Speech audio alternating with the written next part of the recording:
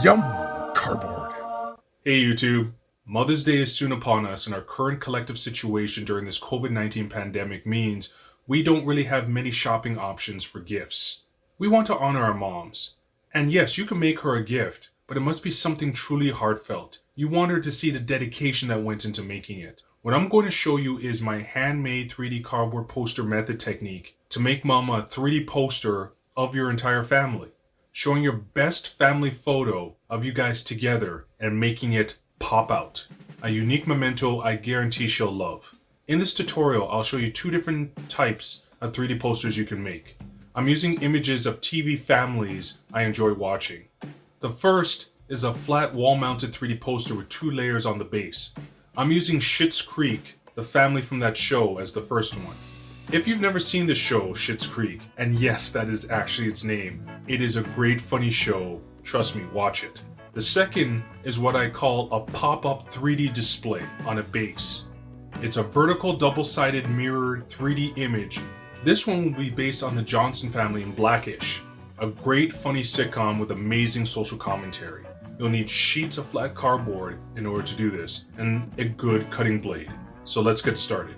First off, you want to take your favorite family photo and print it, or scan it and print it on 11 by 17 photo paper. If you have a printer that does only 8.5 by 11, that's okay. I prefer to use 11 by 17 as it's easier to cut out these larger images, but you could definitely do a 3D poster with multiple 8.5 by 11 copies. For the flat wall poster, I will use 3 copies of the photo, or the pop-up with the base, I'll need 4 copies. The pop-up needs mirror images, so 2 of the photos as they normally look, and 2 that are simply flipped horizontally. This will make sense when we put it together, because it will be double-sided. Make sure to leave a border of at least 1 inch around the edge of the photo to the edge of the page. You don't want full bleed, and we'll need this for when we actually handle the poster after the gluing stage. To make these posters, we first need the right type of glue. These are the 3 adhesives I have in my house: normal dollar store glue, construction grade PL Premium, and spray glue. The spray glue will be used to adhere the photos to the actual cardboard. Prior to gluing down the images on cardboard, you want to size your cardboard sheets to just 1 to 2 inches larger than the actual photo paper. This gives you more space to place it down.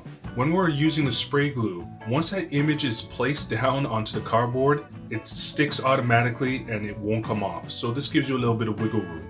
Spray glue, which you can buy anywhere that sells art or hardware supplies, is of course an aerosol and should be used outside as the spray disperses beyond the area that you're aiming it at. It also can be inhaled if you're not careful. Thus, I always mask up and goggle up before I use the spray glue.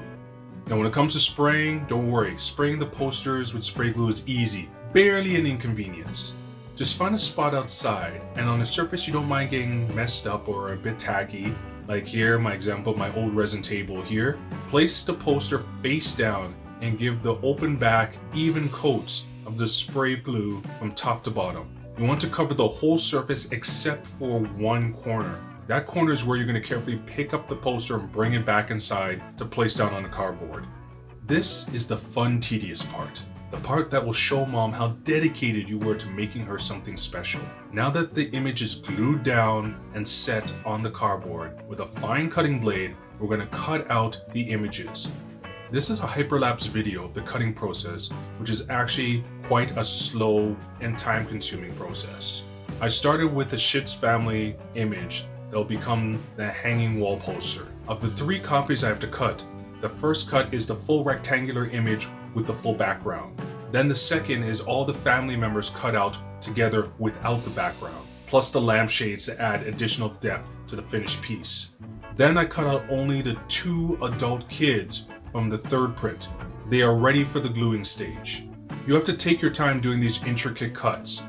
For the pop-up poster, the process is similar, except I only need to cut out the family members. The background isn't important at all. Because I have 4 copies, 2 copies mirror images of the other 2, I need equal cuts for each mirrored pair. I make 2 mirrored sets of the entire family and 2 mirrored sets of just the kids in the front. I don't scrap the leftover cardboard. It will have its uses as the base later on. For the Johnson family pop-up, the 2 mirror sides of the entire family are glued together. As you can see, I use my favorite glue, PL Premium. Now you could use plain white glue or clear glue from the dollar store, but I caution you, they are more watery and could drip when pressed together. PL Premium is thick and it doesn't drip. For the flat Schitt's family poster, I first glue down the full family to the full background. For both posters, I'll allow the glue to dry for at least 2 hours before moving on to gluing the next level up. With the glue dried, I will glue on the last level of the family to both posters. First up is the Schitt's family. This time I'm going to use dollar store glue just to show that during this stage of gluing solid cardboard to solid cardboard, any spreadable glue is fine. I'm just careful on how much I use. The poster is ready to be put aside to fully dry. For the Johnson family pop-up vertical poster, the mirrored images of the kids need to be glued down on both sides, so there is that extra step. I prefer to glue down one set on one side first. Let the glue set after about 2 hours, then flip it over and glue the other two siblings on the other side. For the Schitt's Creek family poster, the last real step is gluing a string onto the back to allow it to be hung on the wall. And it is here where you can add a personalized message on the back to your mom. This wall 3D poster is done, and once the glue dries on the string, it's ready to be hung up. However, I want to give it a little bit more panache, so I'm going to give it a glow-in-the-dark effect using glowing special strontium illuminate paints. But first, let's finish up with the pop-up.